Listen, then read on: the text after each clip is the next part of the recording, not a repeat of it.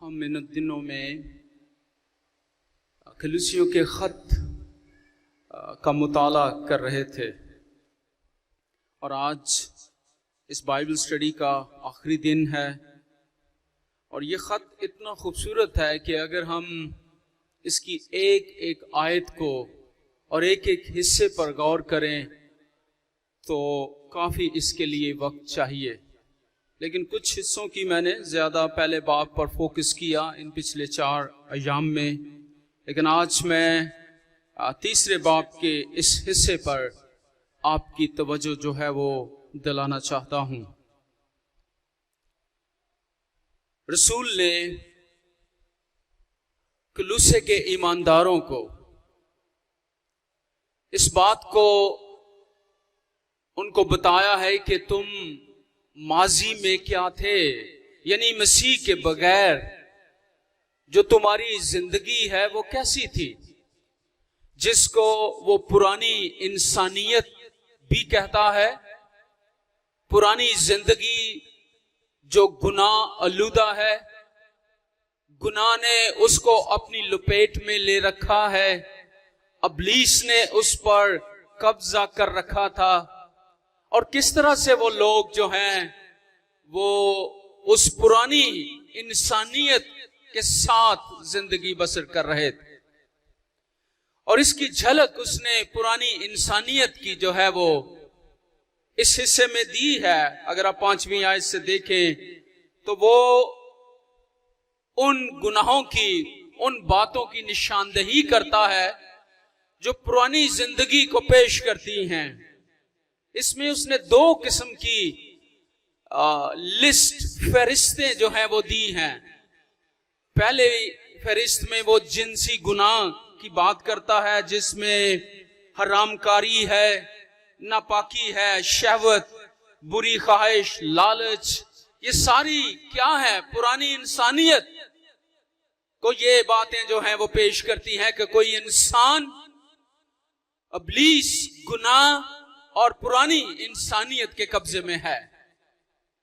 اور پھر آگے چل کر وہ ایک اور لسٹ بھی دیتا ہے، اور وہ بھی پرانی انسانیت کو ہی پیش کرتی ہے، اور وہ زبان کا استعمال ہے، منہ کا استعمال ہے، اور وہ یہ کہتا ہے، اور اس میں ہم دیکھتے ہیں کہ وہ ان باتوں کو بیان کرتا ہے جو ہمارے منہ اور زبان سے تعلق رکھتی ہیں، یعنی غصہ ہے، قہر، بدخواہی ہے، بدگوئی ہے، منہ سے گالی بکنا ہے، یہ ساری کے سارے کیا ہیں؟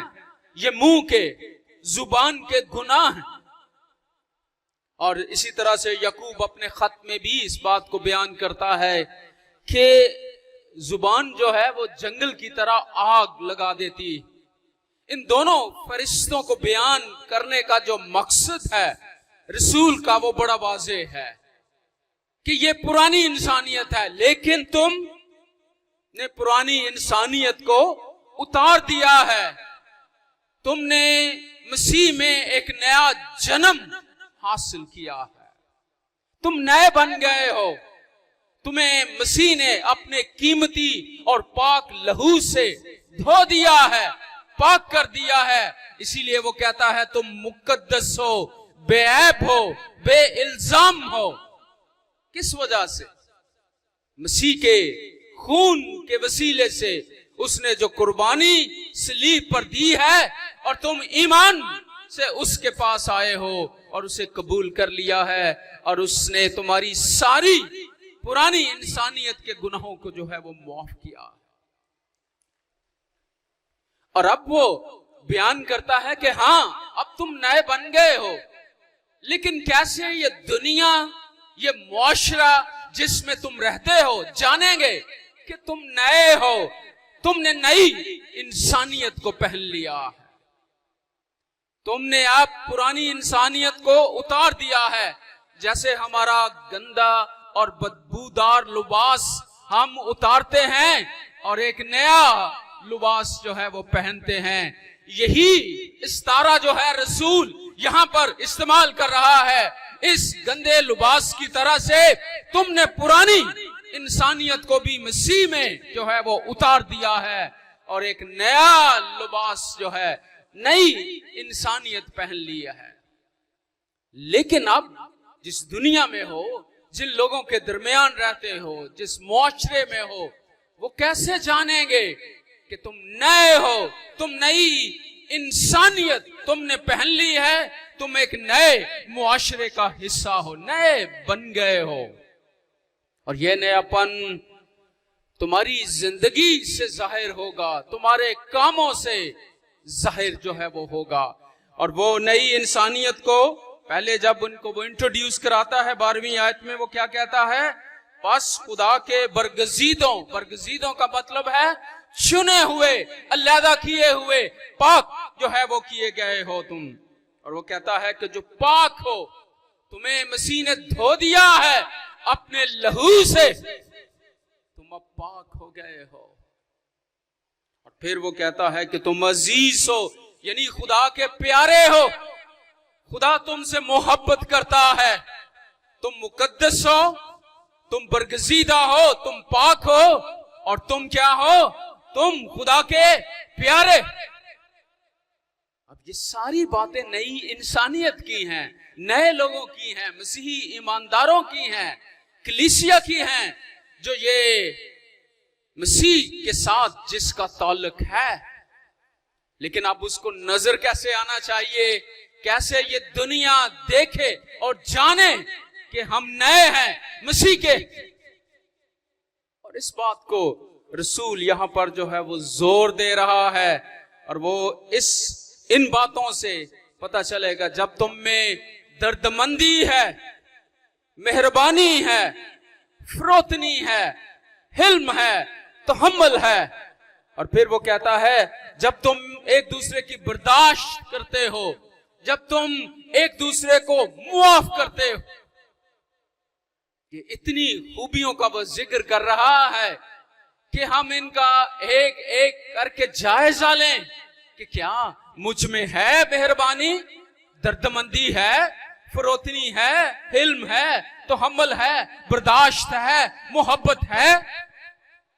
اگر نہیں ہے تو اس کا مطلب ہے کہ ابھی تک ہم پرانی انسانیت کے ساتھ جی رہے.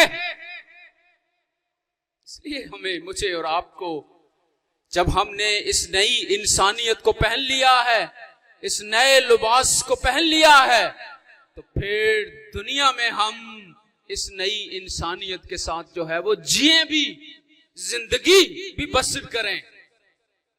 اور اس کا اظہار میری اور آپ کی زندگی سے ہونا چاہیے. نہیں تو کس طرح سے لوگ جانیں گے کہ مسیح نے انہیں دھو کر پاک کیا ہے؟ اب یہ پاک ہیں، برگزیدہ ہیں، عزیز ہیں، بے عیب ہیں، بے الزام ہیں. کیسے؟ جب ہم نئی انسانیت کے ساتھ جو ہے وہ جیئیں گے. اور اس میں خاص طور سے میں آج 3 باتوں کو آپ کے ساتھ رکھنا چاہتا ہوں جو اس حصے میں بڑی واضح ہیں. ایک وہ کہتا ہے کہ اس نئی انسانیت میں مسیح کا جو اطمینان ہے، the peace of Christ، مسیح کا اطمینان، اس کو وہ بیان کرتا. پھر اس نے آگے 16ویں آیت میں، 15ویں آیت میں وہ مسیح کے اطمینان کو بیان کرتا ہے. 16ویں آیت میں وہ مسیح کے کلام کی بات کرتا ہے، مسیح کا اطمینان اور مسیح کا کلام. اور پھر آگے چل کر وہ 17ویں آیت میں وہ کہتا ہے کہ مسیح کا نام. اب یہ تینوں باتیں ہماری توجہ کو اپنی طرف جو ہے وہ کھینچتی ہیں. مسیح کا اطمینان، مسیح کا کلام اور مسیح کا نام. اور یہ ہماری مدد کرتے ہیں کہ ہم اس نئی انسانیت کو، نئی انسانیت میں ان باتوں کے ساتھ جو چیزیں تعلق رکھتی ہیں ان کو ہمیں جاننے، سمجھنے اور اپنی زندگی میں اپنانے کی ضرورت ہے. وہ کہتا ہے کہ مسیح کا جو اطمینان ہے وہ کیا ہے کہ وہ تمہارے دلوں پر حکومت کرے. مسیح کا جو اطمینان ہے جو دلوں پر حکومت کرتا ہے، جو دلوں پر راج کرتا ہے. لیکن یہ صرف کوئی بتانے یا علمی بات نہیں ہونی چاہیے کہ مسیح کا اطمینان کیا ہے، میں اس کے معنی بتاؤں، اس کا یونانی میں بتاؤں، یہ کروں. یہ نہیں وہ کہہ رہا ہے کہ اس مسیح کے اطمینان کو تم اپنی زندگی میں اس کا تجربہ کرو. یہ تمہاری زندگی کے اندر ہونا چاہیے. مسیح ہماری زندگیوں میں رہتا ہے، رہنا چاہتا ہے. نئی انسانیت میں مسیح زندگی کا مرکز ہے، سینٹر ہے. کلیسیائی زندگی کا بھی اگر وہ نئی انسانیت کو پہن چکی ہے، ہماری خاندانی زندگی کا اور ہماری انفرادی زندگی کا بھی مرکز مسیح ہے، اور وہ ہماری دل کے اندر ہماری زندگی میں بستا ہے. اور کیسے لوگ جانیں گے کہ مسیح میری اور آپ کی زندگی میں رہتا ہے؟ مسیح کے اطمینان کے اظہار کے ساتھ، کہ مسیح کا جو اطمینان ہے وہ ہماری زندگی میں جو ہے وہ نظر آئے. مسیح کا جو اطمینان ہے وہ ایک لنگر ہے، وہ ہمیں سنبھالتا ہے. یہ دنیا کس طور سے دکھوں، پریشانیوں اور ہر طرح کے گناہ سے جو ہے وہ پریشان حال ہے. ہر کوئی بھی شخص دنیا کا کتنا بھی امیر کیوں نہ ہو، دولت کتنی کیوں نہ ہو، ہر طرح کی خوشحالی اور ہر طرح کی فراوانی کیوں نہ ہو، لیکن اس کی زندگی میں کبھی ان سے آپ بات کر کے دیکھیں، ان کا تجربہ دیکھیں. اور بہت دفعہ لوگ کہتے ہیں پیسے تو بہت ہیں، خوراک بھی ہے، لیکن اتنی زیادہ زندگی کے اندر بیماریاں، پریشانیاں ہیں کہ ہم اس کو چھو بھی نہیں سکتے. معاشی بدحالی ہے، ہر طرح سے انسان پریشان ہے، لیکن ایک مسیحی ایماندار بیماریوں کے باوجود، دکھوں کے باوجود، پریشانیوں کے باوجود اس کی زندگی میں ایک عجیب قسم کا اطمینان نظر آتا ہے. کیوں؟ بہت دفعہ ہماری ایک غلط فہمی بھی ہے، ہم مسیحی ایمانداروں کو یاد رکھنے کی ضرورت ہے کہ لوگ سمجھتے ہیں جب ہم مسیح کے پاس آئیں گے، مسیح کے ساتھ جو ہے اس کو قبول کر رہیں گے، ہمارا ناطہ اس کے ساتھ جڑ جائے گا، تو شاید دنیا کی ساری پریشانیاں، دکھ، بیماریاں جاتی رہیں گی. نہیں، وہ ایسا خداوند ہے کہ وہ قدرت رکھتا ہے کہ وہ بیماریوں کو بھی، ہر طرح کی پریشانیوں، دکھوں سے آزاد کرنے کی قدرت اور قوت رکھتا ہے. لیکن یاد رکھنے کی ضرورت ہے کہ وہ ہمارے دکھوں میں ہمارا خداوند ہمارے ساتھ جو ہے وہ رہتا ہے. وہ ہمارے ساتھ دکھ سہتا، وہ ہمیں چھوڑتا نہیں ہے. اور اگر اس دنیا میں ان حالات کا جائزہ لیں تو ہم اس بات کو دیکھ سکتے ہیں کہ اس طرح کے حالات میں مجھے کون سنبھال سکتا ہے؟ کس طرح سے ان حالات کا میں مقابلہ کر سکتا ہوں یا کر سکتی ہوں؟ صرف اور صرف مسیح کے اطمینان کے وسیلے سے ہی، کہ اس کا اطمینان ہماری زندگی میں کام کرے.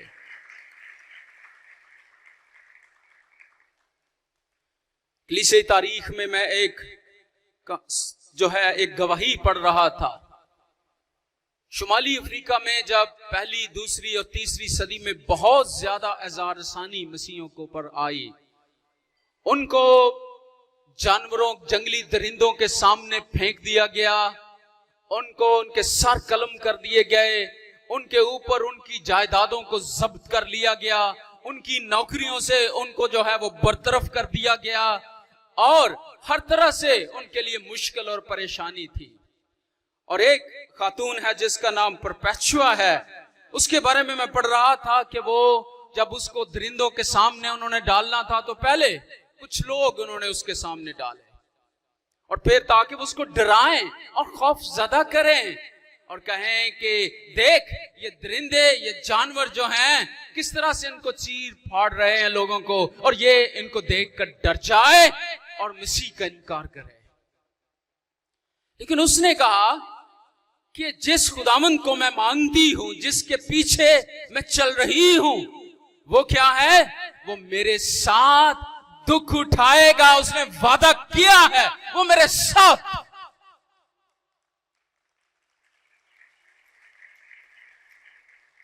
اور اس کا اطمینان، اس کی حضوری، اس کی پریزنس، اس کی موجودگی میرے ساتھ ہے.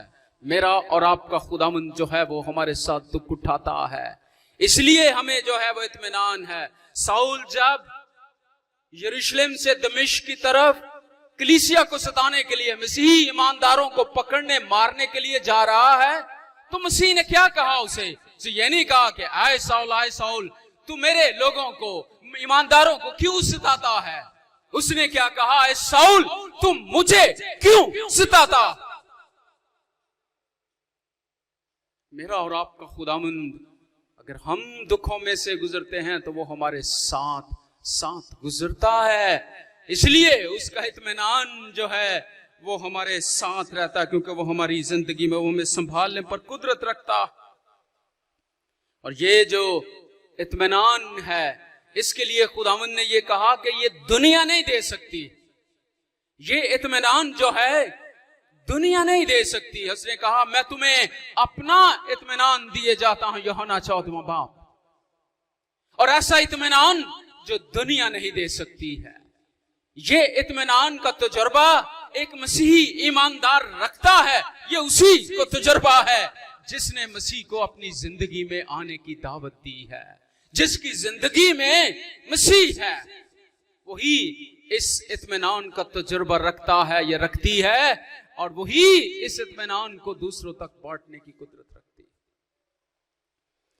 اور پرپیچوا کی کہانی میں ہی ہم دیکھتے ہیں کہ آگے چل کر وہ وہاں پر جو رومی سپاہی تھے جو ان پر مقرر تھے، وہ بڑے حیران ہوئے. انہوں نے کہا یہ مسیح ایمانداروں کو پتا ہے کل ان کو مار دیا جائے گا، قتل کر دیا جائے گا، کتنی بری طرح سے جنگلی درندے ان کو پھاڑیں گے، ان کے جسموں کو نوچ لیں گے. لیکن یہ تو بڑے اطمینان کے ساتھ، ان کے تو کوئی بھی پریشانی نہیں ہے. تو وہ حیران ہو گئے اور انہوں نے کہا کہ جو ہمارے اندر ہے، جو ہمارے دل میں، ہماری زندگی میں رہتا ہے، اس سے تم واقف ہی نہیں ہو کہ وہ کون ہے، وہ کس طرح سے ہمیں اطمینان بخشنے کی قدرت رکھتا ہے، کس طرح سے ہماری زندگی میں چین اور راحت اور اطمینان لے آتا ہے. اور یہی میرے اور آپ کے لیے بھی دعوت عمل ہے کہ وہ کہتا ہے کہ یہ اطمینان جو ہے وہ تمہاری زندگیوں پر، تمہارے دلوں پر حکومت کرے. اور یہاں پر ہم اس کے لیے خدا کا شکر کرتے ہیں کہ خدا کرے کہ ہر ایک مسیحی ایماندار کی زندگی پر مسیح کا جو اطمینان ہے وہ حکومت کرے. وہ اس کی زندگی سے مسیح کا اطمینان جو ہے وہ نظر آئے، ظاہر ہو. اور ہم اس کا تجربہ بھی رکھیں. اور اس ساری دنیا میں جو پریشانی ہے، جو ہر طرح سے اضطراب ہے، ہر طرح سے لوگ مشکل اور تکلیف میں ہیں، ان کے لیے مسیح کے یہ الفاظ ہیں کہ تمہارا دل نہ گھبرائے اور نہ ڈرے. اس وقت ان شاگردوں کے لیے جو ڈر رہے تھے، گھبرا رہے تھے کہ اب خداوند جانے والا ہے، ہمارا کیا بنے گا، اس نے کہا تمہارا دل نہ گھبرائے نہ ڈرے. کیوں؟ کیونکہ میں تمہیں اپنا اطمینان دیے جاتا ہوں. میں تمہیں اپنا اطمینان، مائی پیس، میں تمہیں وہ دیتا ہوں. اور اسی لیے فلپیوں کے خط میں رسول نے خود اس کا تجربہ کیا ہے. اور جب وہ ان کو برکت کی دعا دیتا ہے اور ان کے لیے برکت چاہتا ہے تو اس کے الفاظ فلپی کی کلیسیا کے لیے 4 باب کی 7ویں آیت دیکھیں تو وہ کہتا ہے خدا کا اطمینان جو سمجھ سے بالکل باہر ہے. اس کی سمجھ نہیں آتی ہے یہ کیا ہے، یہ وہی شخص جانتا ہے جو اس کا تجربہ کرتا ہے. میں اس کو علمی اعتبار سے کیا اس کو کھول سکتا ہوں. وہ کہتا ہے کہ یہ سمجھ سے بھی بالکل باہر ہے، لیکن یہ اس شخص کو یہ جانتا ہے، وہ واقف ہے جس کی زندگی میں یہ کام کرتا ہے، جس کی زندگی میں یہ اطمینان جو ہے وہ گھر کر جاتا ہے. کہتا ہے خدا کا اطمینان جو سمجھ سے بالکل باہر ہے تمہارے دلوں اور خیالوں کو مسیح یسوع میں محفوظ رکھے گا۔ یہ کیسا اطمینان ہے، کیسا خوبصورت اطمینان ہے جو دنیا کے سمجھ میں بھی نہیں ہے، بہت دفعہ ہماری سمجھ، لیکن ہم اس کو تجربہ ضرور کر سکتے ہیں جب ہم مسیح کو اپنی زندگی میں آنے کی دعوت دیتے ہیں۔ مسیح خود اپنے اطمینان کے ساتھ ہماری زندگی میں آ جاتا ہے، اور کس طرح سے ہماری پرانی انسانیت کو بدل کر نئی انسانیت ہمیں دے دیتا ہے، جس کی یہ خوبی ہے کہ مسیح کا اطمینان ہماری زندگیوں سے ظاہر ہو، اور وہ اطمینان دوسرے لوگوں کو جو ہمارے ارد گرد ہیں، ہمارے پاس رہتے ہیں، ان کو بھی کیا کرے، سیراب کرے، ان کی زندگیوں میں بھی اس کی جو ہے وہ ہماری زندگیوں سے منقص ہو کر جو ہے وہ ان کی زندگیوں کو بھی روشن کرے۔ اور اسی لیے پرپیچوا کی کہانی میں ہم دیکھتے ہیں کہ بہت سارے جو سپاہی تھے، جو گارڈ تھے رومی، وہ ایمان لے آئے، مسیح کو قبول انہوں نے کر لیا ان کی زندگی میں مسیح کے اطمینان کو دیکھ کر۔ یہ کتنا بڑا چیلنج ہے میرے اور آپ کے لیے کہ ہم بھی اس اطمینان کا تجربہ کریں اپنی زندگی میں۔ ہم اپنے خداوند سے کہیں کہ خداوند میں تجھے چاہتا ہوں کہ تو میری زندگی میں مرکز بنے، تو رہے، اور تیرا اطمینان میری زندگی سے جو ہے وہ ظاہر ہو۔ یہ چیلنج میرے اور آپ کے لیے ہے۔ اور اس کے بعد رسول جو ہے وہ ان کو کہتا ہے مسیح کے کلام کو اپنے دلوں میں جو ہے وہ بسنے دو۔ مسیح کا اطمینان اور مسیح کا کلام، مسیح کے کلام کے بارے میں وہ یہاں پر جو ہے وہ بات کرتا ہے۔ اس کو پہلے بھی وہ پہلے باب کی 5ویں آیت میں اس کو وہ کہتا ہے خوشخبری کا کلام حق، کلام حق اس کو وہ کہتا ہے کہ یہ سچائی ہے، یہ سچ ہے، یہ حق ہے، اور اس سچائی کو کوئی جھٹلا نہیں سکتا ہے۔ خداوند یسوع نے اپنی زندگی میں جس طرح سے کلام کیا ہے لوگوں کے ساتھ، اور اس وقت جس وقت خداوند اس زمینی زندگی میں تھے، تو خداوند نے انہیں کہا میں تم سے سچ سچ کہتا ہوں، آمین آمین، میں تم سے سچ سچ کہتا ہوں۔ اور اس سچ کو کہنے کا اس کو کہ وہ خود جو ہے وہ سچائی سے معمور ہے، وہ سچائی سے بھرا ہوا خداوند ہے، اس کے منہ کا کلام سچائی حق ہے۔ اور اسی لیے رسول اس انجیل کو، اس کے کلام کو یہ کہتا ہے کہ یہ کلام حق، حق کا کلام ہے، سچائی کا کلام ہے۔ اور خداوند نے متی کی انجیل کو دیکھ لیں 5ویں باب میں، اس کے پہاڑی واس میں اسی طرح کے الفاظ آپ کو ملے، میں تم سے سچ سچ کہتا ہوں۔ اور پھر خداوند کو جب پلاطوس کے سامنے حاضر کیا گیا، اور پلاطوس اس خداوند سے بار بار سوال کرتا ہے، اور خداوند نے اس کو یہ کہا حق کے بارے میں، سچائی کے بارے میں پلاطوس اس سے جاننے کی کوشش کر رہا ہے، تو خداوند نے اسے کیا کہا، میں اس لیے پیدا ہوا اور اس واسطے دنیا میں آیا ہوں کہ حق پر گواہی دوں، حق کی بات کروں، سچائی بیان کروں۔ اور پھر خداوند نے کہا کہ جو کوئی حقانی ہے وہ میری آواز سنتا ہے۔ جس کو حق کی تلاش ہے، جو حق پانا چاہتا ہے، جو سچائی جاننا چاہتا ہے، وہ جو ہے وہ مسیح کی آواز کو سنے، اس کے کلام کو سنے، اس کے پاس آئے،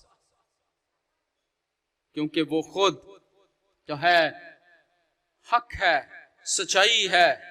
اور جب ہم پالوس رسول انجیل کو کہتا ہے کہ یہ کلام حق ہے، انجیل ہے کیا؟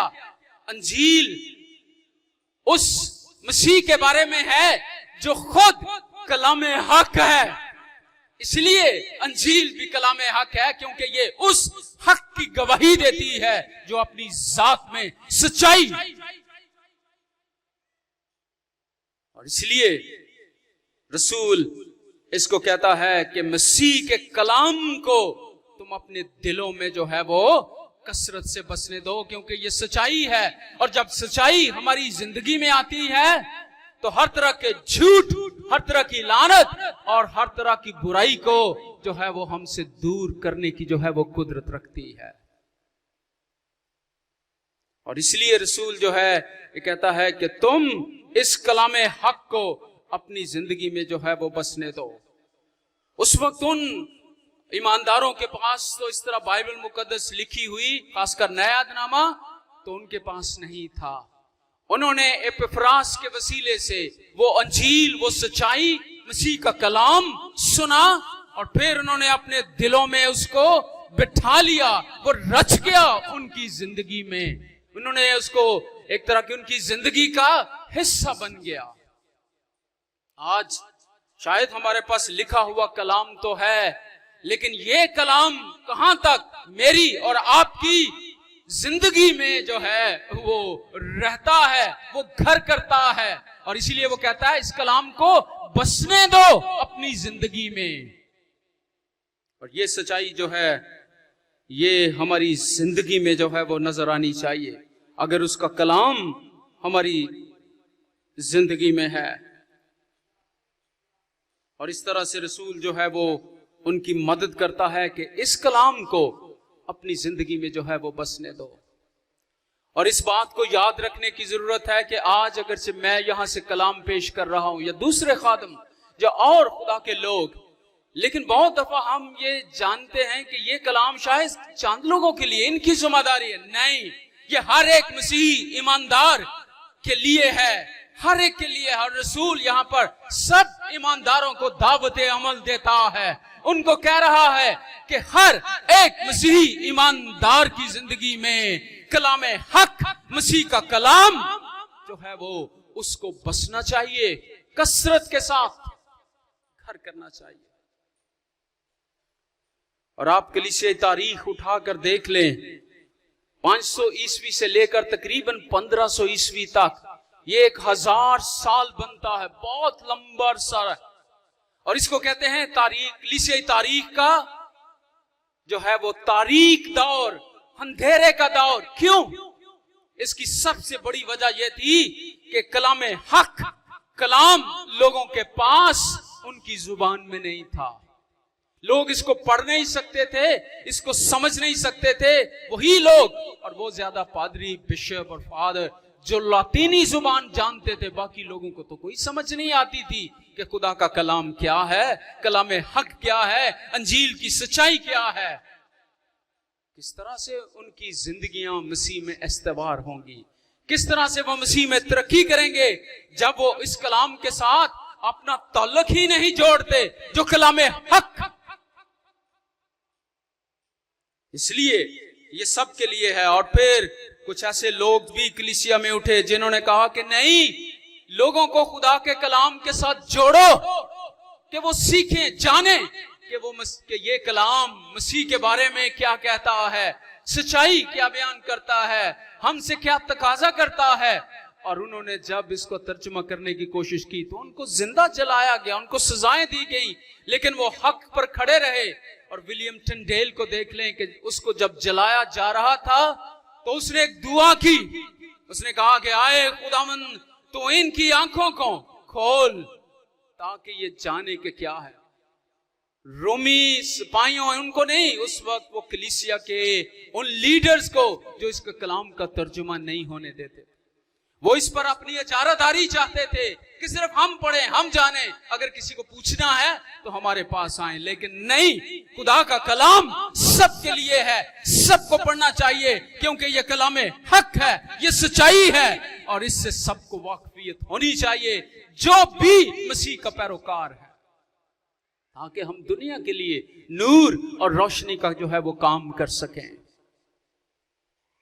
اگر آپ نہمیہ کی کتاب پرانے نامے میں پڑھیں اور اس کا 8واں باب، تو وہاں پر ہمیں پتہ چلتا ہے کہ جو لوگ تھے یہودی، وہ بابل کی اسیری میں چلے گئے، وہ کافی عرصہ 70 سال کے بعد واپس دوبارہ آہستہ آہستہ گروہوں میں آنا شروع ہوئے واپس۔ لیکن جب وہ گئے اور ان کی وہ نسل جو ادھر سے گئی وہ تو ساری اسیری میں مر گئی، لیکن وہاں پر ایک نئی نسل پیدا ہوئی جنہوں نے ایک نئی زبان وہاں پر سیکھی، اور وہ زبان تھی ارامی۔ وہ ارامی سیکھ کر واپس آئے۔ کلام کس میں ہے؟ عبرانی میں آتی ان کو کیا ہے؟ ارامی آتی ہے۔ وہ کلام سے بالکل بے بہرا ہو گئے، اور وہاں پر ہم دیکھتے ہیں کہ عزرا کاہن، نہمیہ اور دیگر جو وہاں پر لاوی تھے، کاہن تھے، جب وہ کلام پڑھ رہا تھا تو وہ اس کا ترجمہ کر رہے تھے، لوگوں کو سکھا رہے تھے، لوگوں کو تعلیم دے رہے تھے، اور جو ہی انہیں اس کلام کی سمجھ آئی تو وہ رونا شروع ہوئے، ان کے دل پسیج گئے، وہ خدا کے سامنے تائب دل ہو گئے، رو پڑے کہ خدا کی مرضی کیا ہے، خدا کی سچائی کیا ہے، اور ہم کیا کر رہے ہیں، ہماری زندگیاں کیا ہیں، بالکل خدا کے کلام کے متضاد ہیں۔ اور اس لیے آج بھی میں یہ دعوت عمل دینا چاہتا ہوں کہ کلیسیاؤں میں صرف اور صرف جو ہے وہ سرمن کی حد نہیں ہونے کے بائبل سٹڈی کا نظام رہنا چاہیے۔ لوگوں کو خدا کے کلام کو سیکھنے کے لیے مواقع فراہم ہونے چاہیے، سکھانا چاہیے کہ یہ کلام جو ہے وہ سب کے لیے۔ اور اگر نہمیہ کی کتاب کے 8ویں باب کو آپ پڑھیں تو وہاں پر ایک لفظ بار بار ہے، سب مرد اور عورتیں، بچے، سب کے سب کے لیے یہ خدا کا جو ہے وہ کلام ہے۔ اور اسی لیے مقدس پالوس رسول بھی کلوسیوں کے خط میں اور اس کے ساتھ افسیوں کے خط میں بھی کیا کہتا ہے؟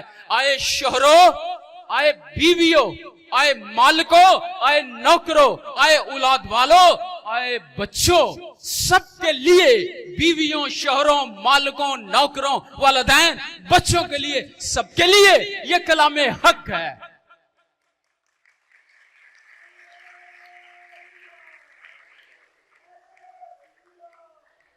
سب کے لیے یہ خدا کا کلام۔ خدا کا شکر ہے کہ آج میرے اور آپ کے پاس یہ خدا کا کلام اپنے زبان میں لکھا ہوا ہے۔ اگر ہم نہیں پڑھتے، نہیں جانتے تو ہمارے لیے کتنی جو ہے وہ کہہ سکتے ہیں کہ بدقسمتی ہے۔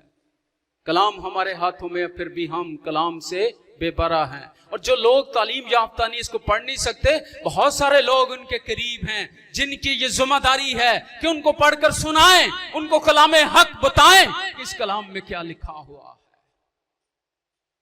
بہت سارے لوگوں کو میں جانتا ہوں جن کے پاس تعلیم نہیں ہے، لیکن انہوں نے کلام کو اس طرح سے یاد کیا ہوا ہے، اس طرح سے وہ آیتوں کو ازبر یاد کر کے کلام کو بتاتے ہیں کہ شاید مجھے بھی اس طرح سے کلام ازبر یاد نہیں ہے۔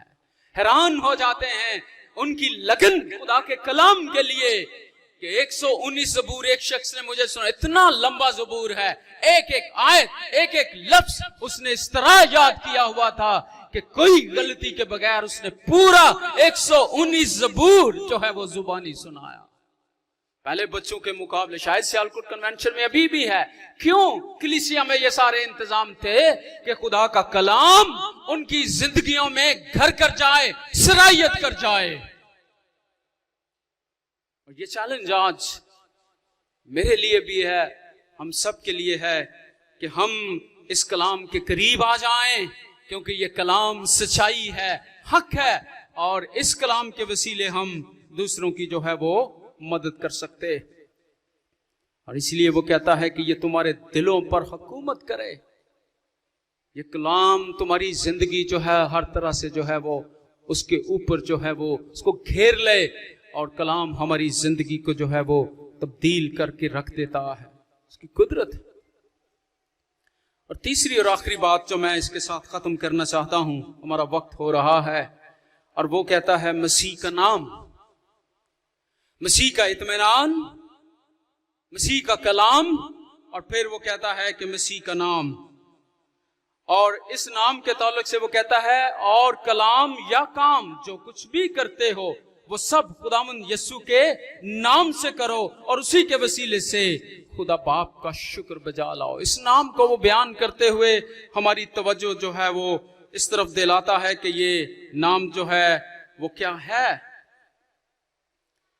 کہ یہ جو نام ہے مسیح کا، اس کو ہمیں جاننے اور سمجھنے کی جو ہے وہ ضرورت ہے کہ مسیح کے نام کے تعلق سے جو ہے وہ مختلف قسم کی سچائیاں اس آیت میں جو ہے وہ ہمارے سامنے جو ہے وہ ابھر کے جو ہے وہ آتی ہیں۔ وہ یہ ہے کہ جو کلام بھی کرتے ہو، بولتے بھی ہو، اور جو کام بھی کرتے ہو، وہ یسوع مسیح کے نام سے جو ہے وہ کرو۔ یقیناً اس میں ایک برکت کا عنصر ضرور ہے کہ جب ہم کھانا کھاتے ہیں، جب ہم کوئی اور چیز خداوند ہمیں برکت دیتا ہے تو ہم اس کے نام سے خدا کا شکر کرتے ہیں کہ یہ ہمیں برکت دی ہے۔ ہم کسی کے لیے دعا کرتے تو ہم اسی نام سے جو ہے وہ دعا کرتے ہیں، برکت ہے، اس میں قدرت ہے۔ بہت سارے کل لوگوں نے، کئی بے اولاد جوڑوں نے مجھے جو ہے وہ اپنی دعائیں درخواست دی کہ ہماری لیے دعا کی جائے، اور میں یہ دیکھ رہا تھا کہ ان کا ایمان یہ ہے کہ مسیح کا نام جو ہے وہ یہ قدرت کا مالک ہے کہ اس کے نام کے وسیلے سے ان کے لیے برکت کی دعا کی جائے گی تو خدا ان کو برکت دے گا۔ یقیناً اس کے نام سے بیماریاں جاتی رہتی ہیں، اسی لیے لوگ بیماروں کو لے کے آتے ہیں، پریشان حال لوگوں کو لے کے آتے ہیں، اور جو خادم ہے اور جو کوئی بھی دعا کرتا ہے اس کے پاس قدرت نہیں ہے۔ ہمیں یہ یاد رکھنے کی ضرورت ہے، قدرت مسیح کے نام میں ہے۔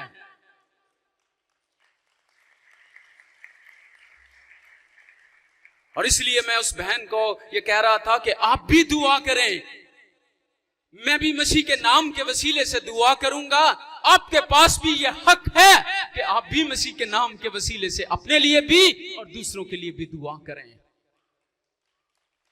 یہ ہر ایک مسیحی ایماندار کو اس نام کی قدرت کا اندازہ ہونا چاہیے کہ اس نام میں قدرت کیا ہے اور اس کے بارے میں جاننے کی ضرورت ہے۔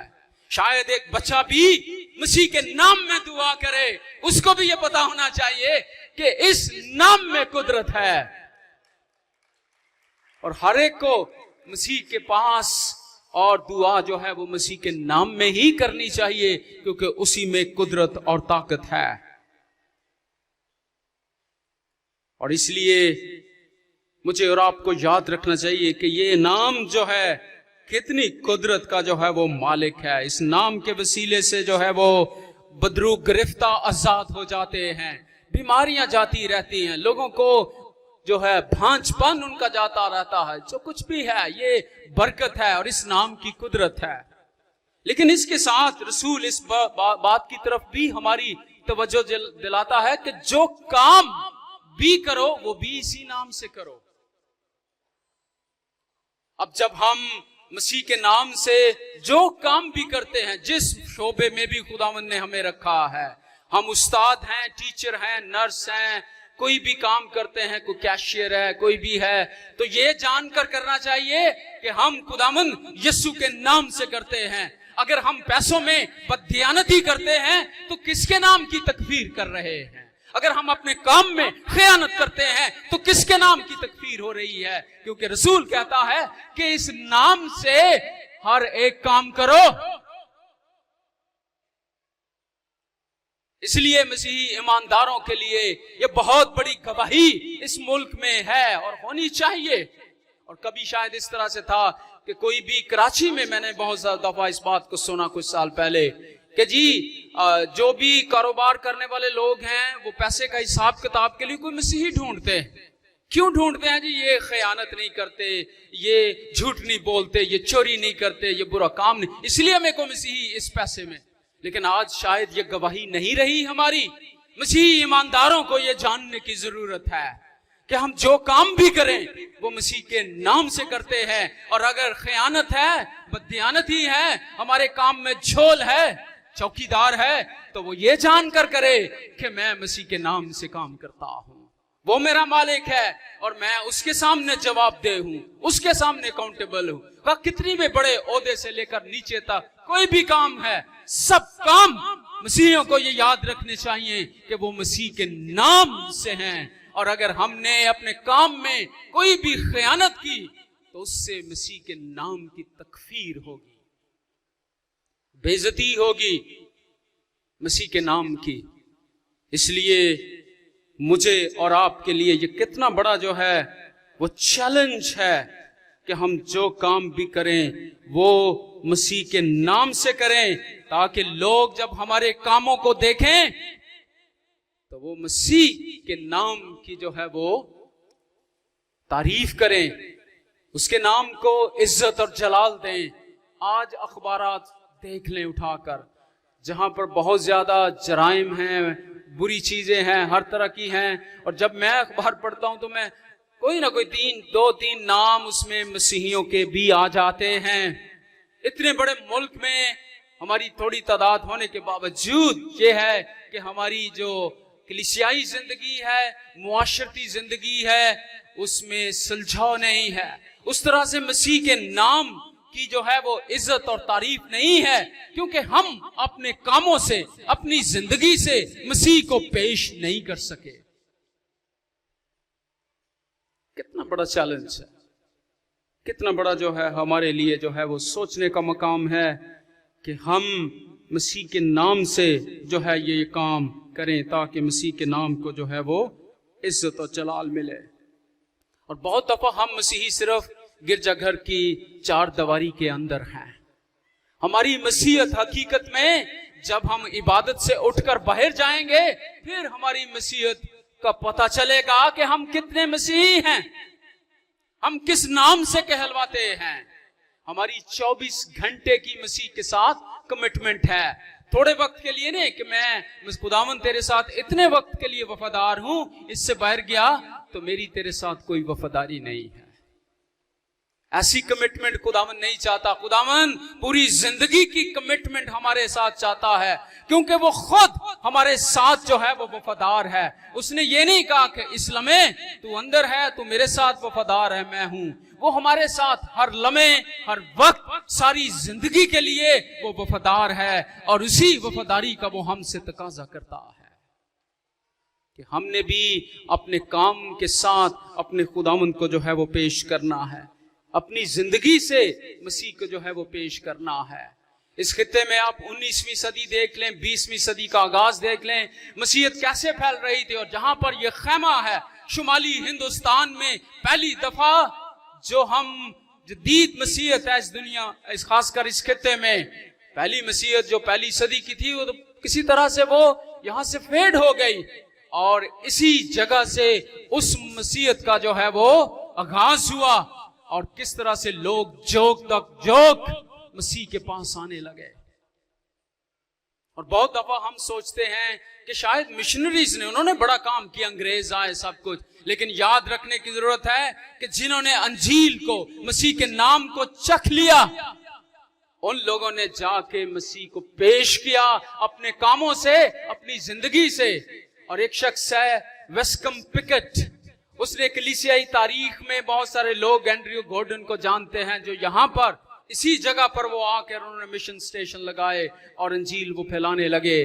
لیکن وہ کہتا ہے کہ شمالی ہندوستان میں مسیحیت کا جو بانی ہے وہ اینڈریو گورڈن نہیں، بلکہ وہ دت ہے، جو اسی خطے سے تعلق رکھنے والا غریب، ان پڑھ، لیکن اس کی زندگی کا اثر اتنا ہے کہ پکٹ کہتا ہے کہ اینڈریو گورڈن نہیں بلکہ دت مسیحیت کا شمالی ہندوستان میں وہ اس طرح سے پیش کرنے میں آگے ہے۔ بہت لوگوں نے اس کا نام بھی نہ سنا ہو۔ اب پاکستان کی کلیسیا کے لیے یہ چیلنج ہے، میرے اور آپ کے لیے ہے کہ ہم اپنے خداوند کی اور اس پاک انجیل کو، اس کو جو ہے وہ کیسے اس خطے میں جو ہے وہ پھیلائیں، اور مسیح کے نام کو، مسیح کے کلام کو جو حق ہے، سچائی ہے، مسیح کے اطمینان کو ہم کیسے دنیا کے ساتھ بانٹیں۔ یہ میری اور آپ کی ذمہ داری ہے بطور مسیحی ایماندار۔ ہمیں اپنے خداوند کے اطمینان، اس کے کلام جو کلام حق ہے، اور اپنے کاموں سے اس کے نام کی جو ہے وہ گواہی دینی ہے، تاکہ کوئی خداوند کے نام کی جو ہے وہ تکفیر نہ کرے، بلکہ میری اور آپ کی زندگی سے، میرے اور آپ کے کاموں سے ہمارے خداوند یسوع کا نام جو ہے وہ جلال پائے، عزت پائے، اس کی گواہی ہو، اس کی انجیل پھیلے، اور یہ سچائی دنیا تک جو ہے وہ پھیلتی چلی جائے۔ یہ بہت بڑا بوجھ، ذمہ داری مسیحی ایمانداروں کے لیے اس خطے میں ہے، مسیحی کلیسیا کے لیے اس خطے میں ہے، اور اگر ہم اس میں ناکام ہو جائیں تو پھر ان کنونشنوں کا، ان سارے اجتماعات کا کیا فائدہ ہے؟ تو آج میں چاہتا ہوں کہ جتنے بھی آج ہم یہاں پر ہیں، ہم اس کمٹمنٹ کے ساتھ، اس وعدے کے ساتھ اس کنونشن سے 2022 سے جو ہے وہ اپنے گھروں کو، اپنی کلیسیاؤں کو لوٹیں کہ میں اپنی زندگی سے اپنے خداوند کے نام کو کبھی بھی اس کی تکفیر نہیں ہونے دوں گا، خواہ اس کے لیے مجھے اپنی جان کیوں نہ دینی پڑے۔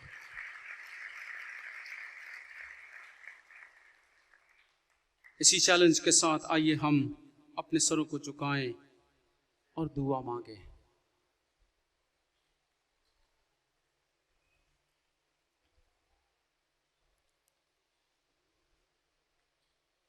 آج قدوس باپ، ہم تیرا شکر کرتے ہیں، تیرے نام کی تعریف کرتے ہیں کہ تو جو تمجید اور ستائش کے لائق ہے۔ ہم اپنے خداوند یسوع مسیح کا شکر کرتے ہیں جو کلام حق ہے، جو سچائی ہے، اس کی وہ خود سچائی ہے، اور یہ انجیل اس سچائی کے بارے میں پیغام دیتی ہے، اس کے بارے میں بتاتی ہے۔ اور اس لیے رسول کلیسیا کے ایمانداروں کو اس وقت پہلی صدی میں اور آج ہم سے اس کلام کے وسیلے سے مخاطب ہے کہ مسیح کا اطمینان، مسیح کا کلام اور مسیح کا نام ہماری زندگیوں سے کس طرح سے جو ہے وہ ظاہر ہو۔ خداوند تو آج اس چیلنج کے وسیلے سے جتنے یہاں ہیں ہم سب کو برکت بھی دے اور اس پر عمل کرنے کا بڑا بھاری فضل بھی بخش۔ اسی خداوند کے مبارک نام کے وسیلے سے مانگتے ہیں، آمین۔